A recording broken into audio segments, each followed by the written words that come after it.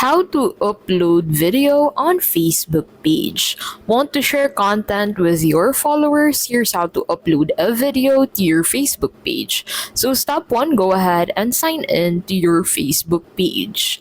Now from here, click on this create reel button and that would take you to your local drive. Now from here, select the video that you want to upload on your Facebook page. You can edit it out from here, so there are tools available you can use from Facebook, and then go ahead and set who can see this specific post, schedule options, share to your story, share to groups, tag people, add a product, or add your location if this specific product featured on the video can be found on a specific location. So once you're done with this, go ahead and add your caption and click on share now to publish your video on your Facebook page.